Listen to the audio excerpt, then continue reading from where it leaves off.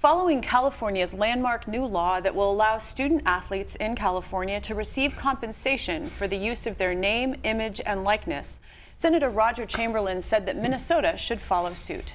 Senator Chamberlain joins me to talk more about it. Thanks for being here. Well, good to be back. Yes, always good to have you. Everything's sports, everything's sports. On October 29th, roughly a month after California Governor Gavin Newsom signed the California bill into law, the National Collegiate Athletic Association, or the NCAA, voted to modernize its policies and allow students the benefit of the use of their name, image, and likeness, quote, in a manner consistent with the collegiate model. So does that put your fears at rest? No, nor should it. That is classic bureaucratic claptrap. It's silly. I'm glad that they're off the stump and they're moving in the right direction, but that in no way says that they're going to give in. And look, the NCAA doesn't want to give up power or money. They've gotten rich off of all these athletes, and they don't want to give up that power and control. I just two recent stories about the folks at NCAA. Two college athletes, one from Ohio State football, one from Memphis basketball. Both were suspended because they got loans, and one had already paid the loan back, and the other one was in the process of paying it back. Suspended because they took out loans, and one had already paid it back. This is just ridiculous. It's the nonsense that the NCAA has been putting out there, and they don't want to lose any of their money. So no, that doesn't give me any comfort. So we're going to go ahead and keep doing it. Well, so billions of dollars are earned by colleges and universities, not to mention the NCAA. Head football coaches often make more than college presidents. So meanwhile, student athletes are prohibited from earning any compensation, and as you pointed out, there's confusion about even getting loans. Is the current model exploiting student athletes? Absolutely. It has been for years. Amateurism is dead. Anybody who says that this is about amateurism and the purity of it all is just wanting to keep their pockets lined, i.e. the universities, colleges, and the NCAA.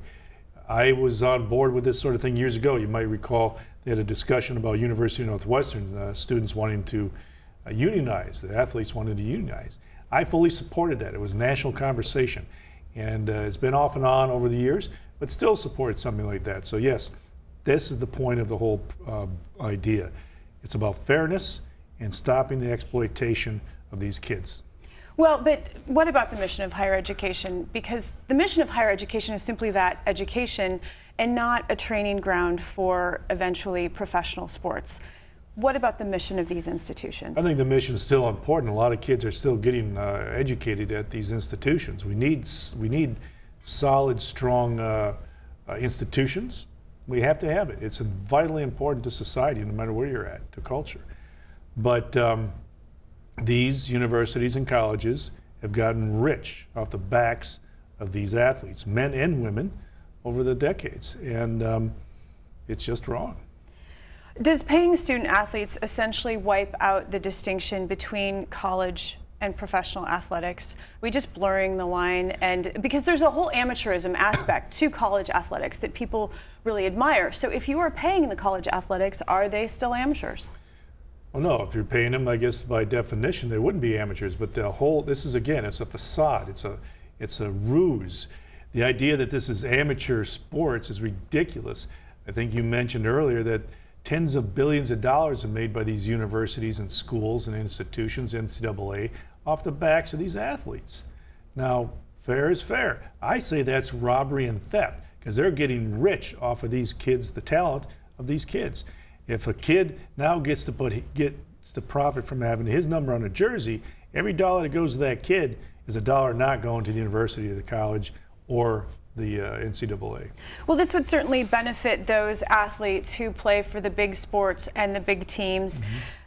Predominantly, these are male athletes. So is this fair? What about female athletes? What about lesser known sports? They're still not going to be getting any compensation. Well, I think there's three pieces to that. One is, I think this opens up for Division I, II, and III schools, right? So if you're a Division III school and you're out of St. Cloud, or you're in, up in Moorhead, right? Duluth, I mean, not UMD isn't Division III, but you get the point. If you're Division III, MIAC, for example, maybe there's a local dealership that wants to use you to promote St. Johnny's football is huge in St. Cloud. Maybe they want to use them to promote something. Maybe they can make a few bucks. And by the way, secondly, I think this is not only good for all divisions, all sizes of schools and universities, but also for those sports that are not generally typically the revenue generators for the university.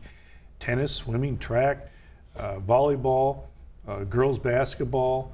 That can all of a sudden be something where those athletes can make a few bucks and be promoted.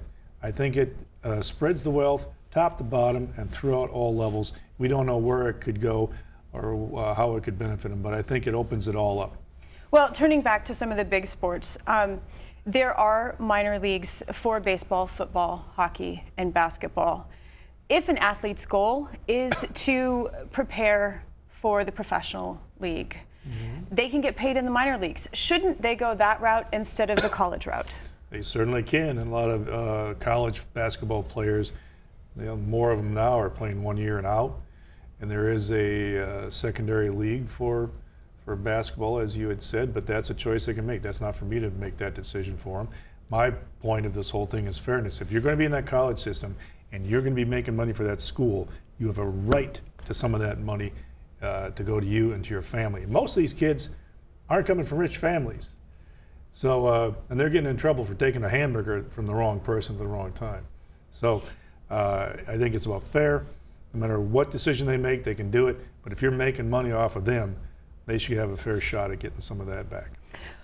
One approach, there's a lawsuit in the works. Former Villanova University football player is suing the NCAA and many of its Division I schools over minimum wage violations. He argues that student athletes should be considered employees of the institutions and therefore be paid wages, like work-study wages. What are your thoughts on this approach? I think great. If again, these athletes are making money for the universities. That money goes into their pockets. The gate receipts, the television contracts, all goes to the universities' pockets and into the pockets of the NCAA. These athletes should have a shot at it, and if it comes in the form of 401s or other deferred compensation plans or endorsement contracts or straight fees from the school, so be it.